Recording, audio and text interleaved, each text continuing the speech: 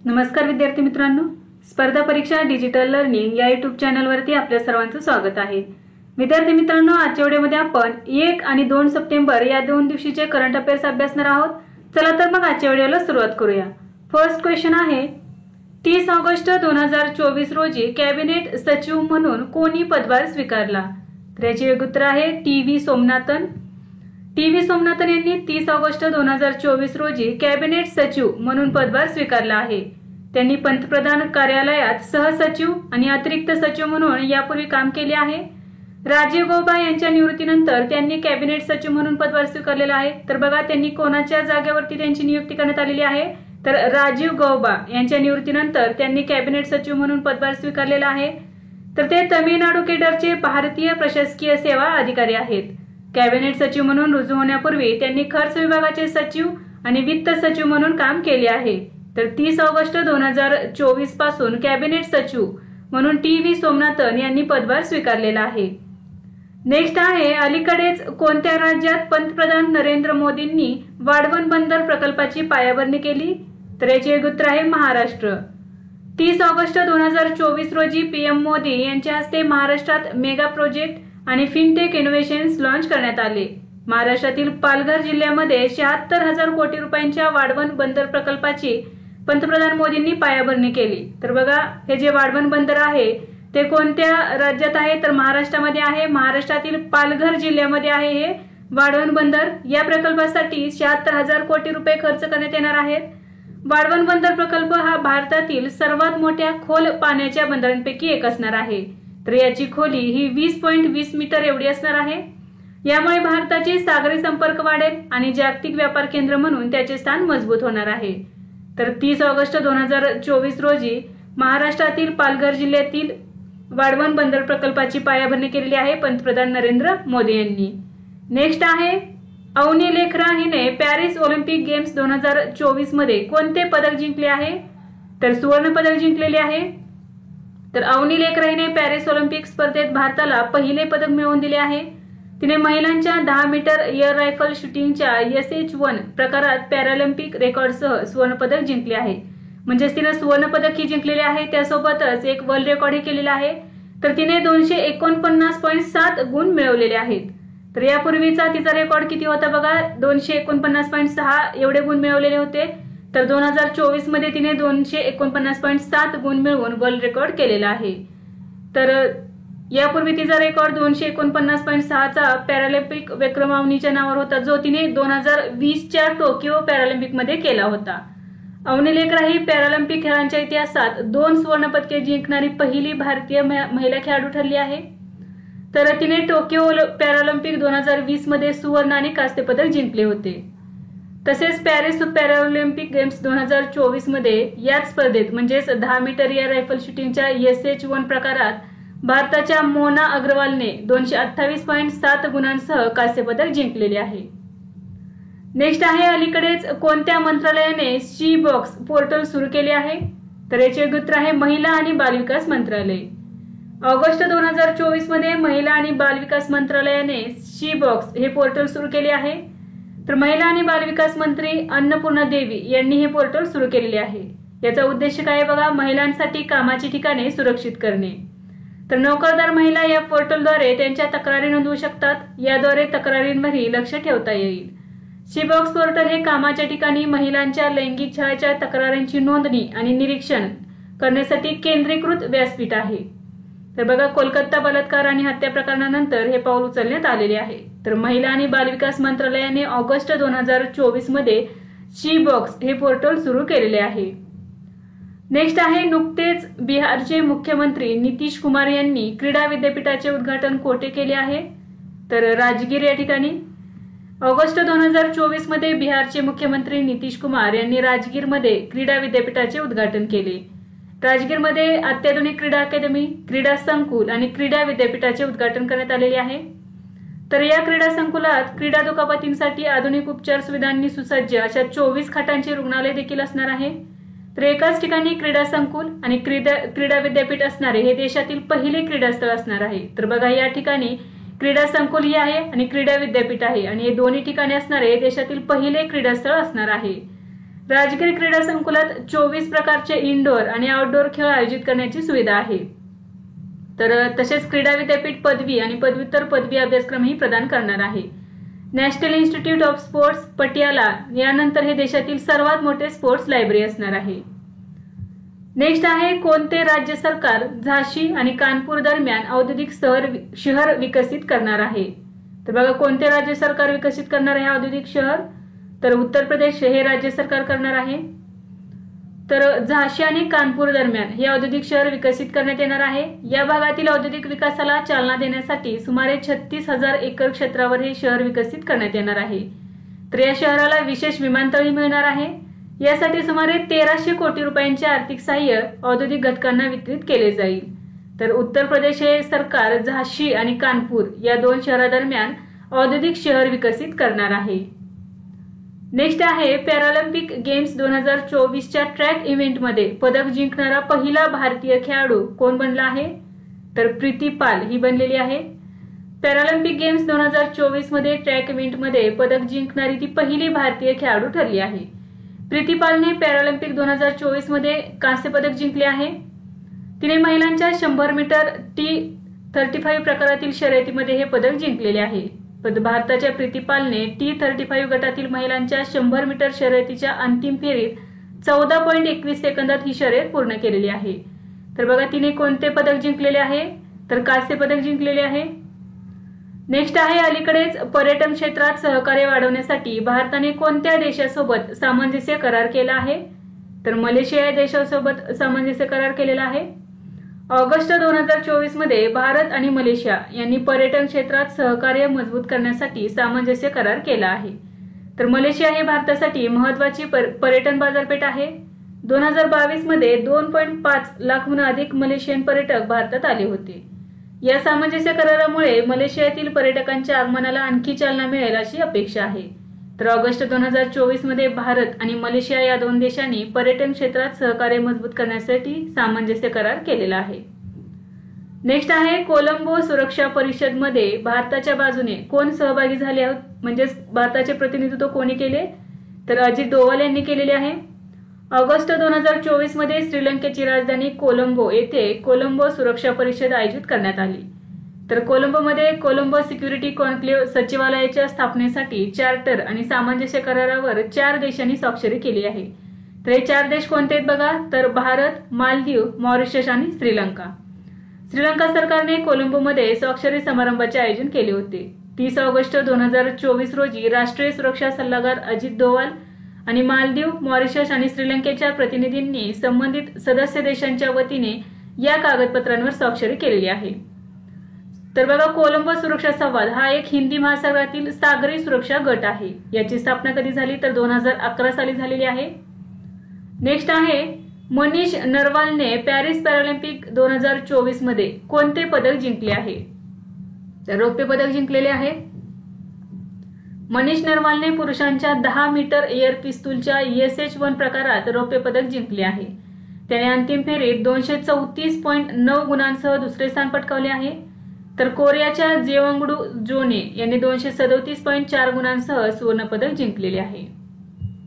Next आहे, global fintech fest 2024 कोठे आयोजित करण्यात आला? तर मुंबई या ठिकाणी आयोजित करण्यात आला. पंतप्रधान नरेंद्र मोदी यांनी महाराष्ट्रातील मुंबई येथील जिओ वर्ल्ड कन्व्हेन्शन सेंटर येथे ग्लोबल फिनटेक फेस्ट 2024 ला संबोधित केले. तर payments council of India, national payments corporation of India आणि फिनटेक कन्व्हर्जन्स कौन्सिल संयुक्तपणे ग्लोबल फिनटेक फेस्टचे आयोजन करत आहे. नेक्स्ट आहे, हुरुन इंडिया रिच लिस्ट 2024 नुसार सर्वात श्रीमंत कुटुंब कोणते बनले आहे? तर गौतम अदानी आणि त्यांचे कुटुंब बनलेले आहे.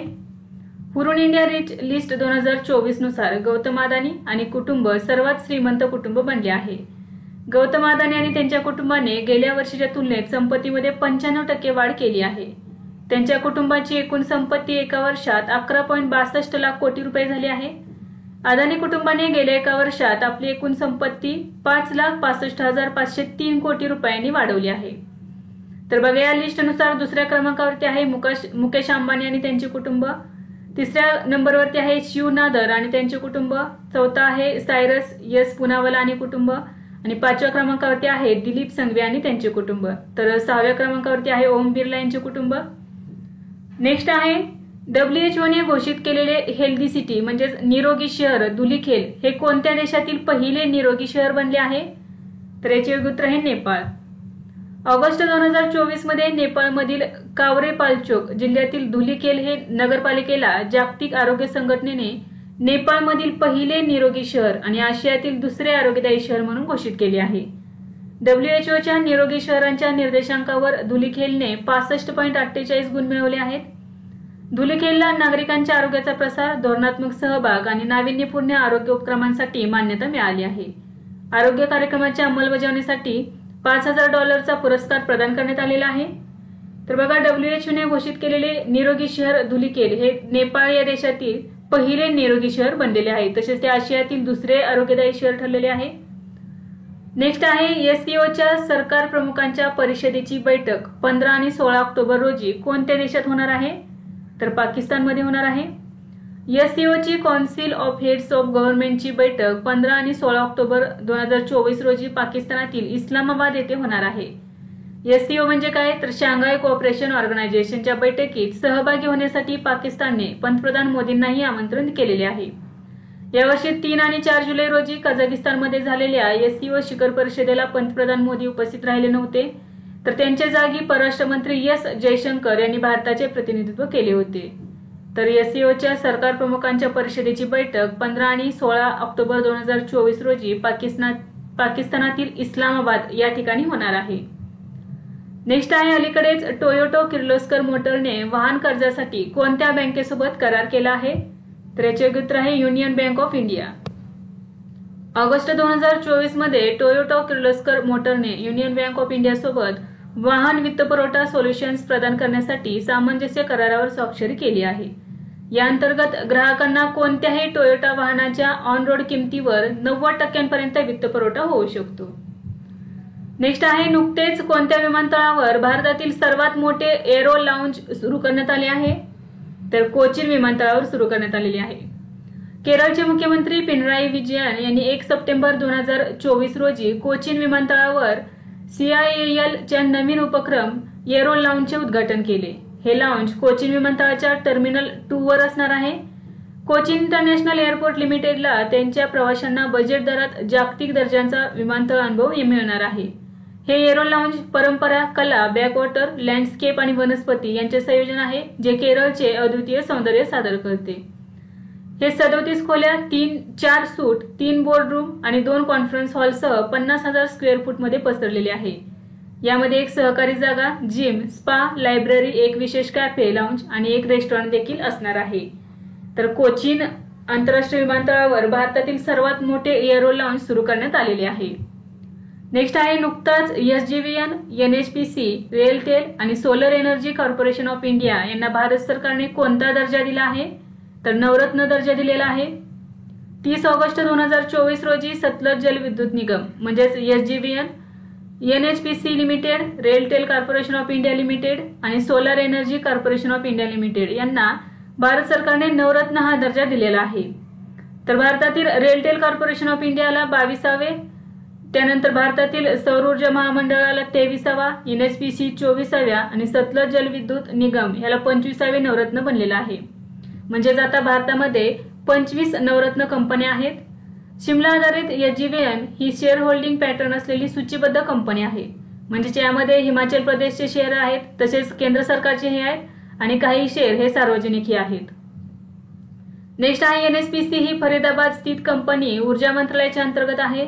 ही भारतातील सर्वात मोठी जलविद्युत विकास संस्था आहे, जे जलविद्युत प्रकल्पांच्या संकल्पनेपासून ते कार्यान्वित होण्यापर्यंत अनेक उपक्रम हाती घेण्यास सक्षम आहे.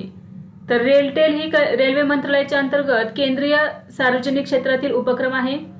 Solar energy corporation of India limited ही अक्षय ऊर्जा प्रकल्पांच्या लिलावासाठी केंद्र सरकारची कंपनी आहे. नेक्स्ट आहे कोणत्या राज्याच्या कच्छ किनारपट्टीवर आसना चक्रीवादळ तयार झाले आहे? तर गुजरात राज्याच्या.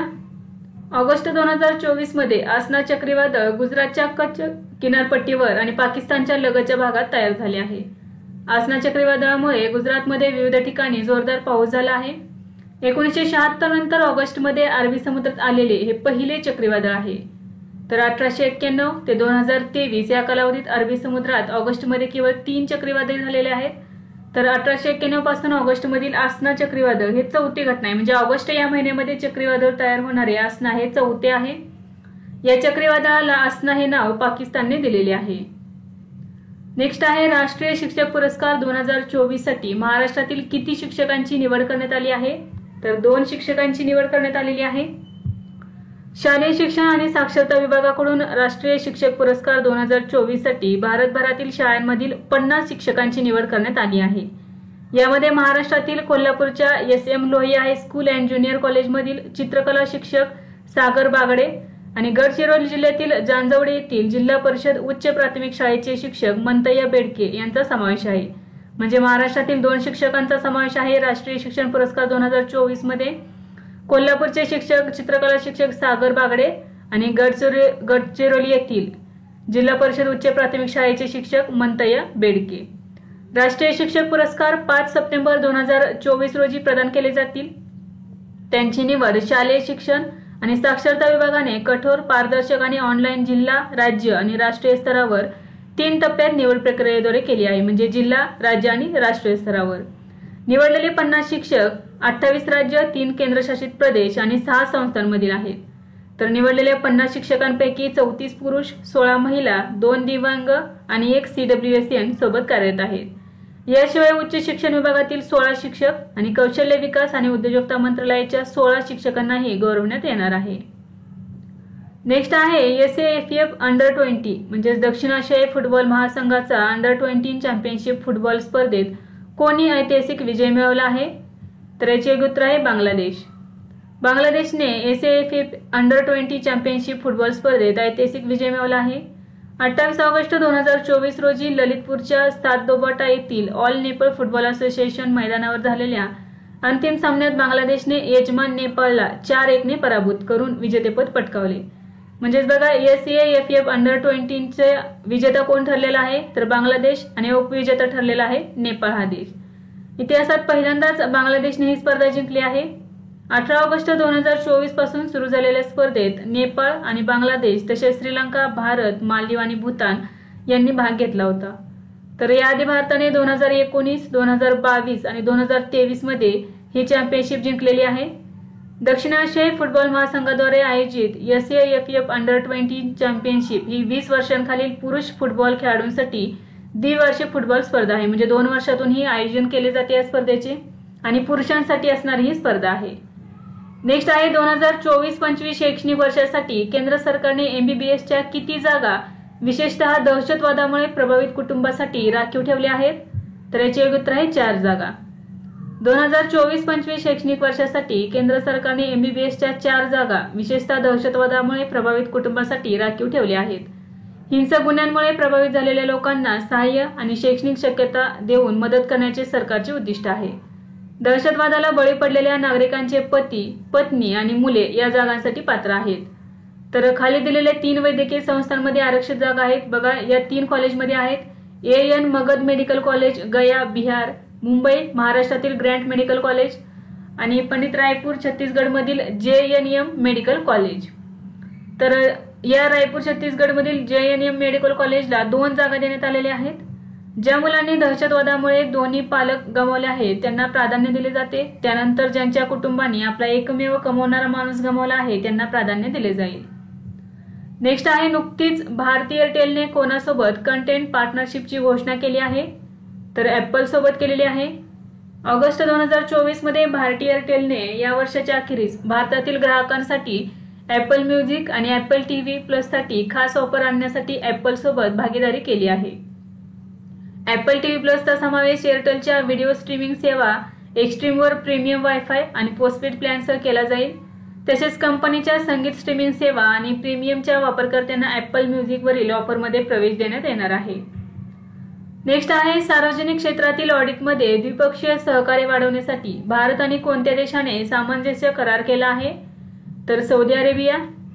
30 ऑगस्ट 2024 रोजी रियादमध्ये सार्वजनिक क्षेत्रातील ऑडिटमध्ये द्विपक्षीय सहकार्य वाढवण्यासाठी भारत आणि सौदी अरेबियाने एक सामंजस्य करार केला आहे.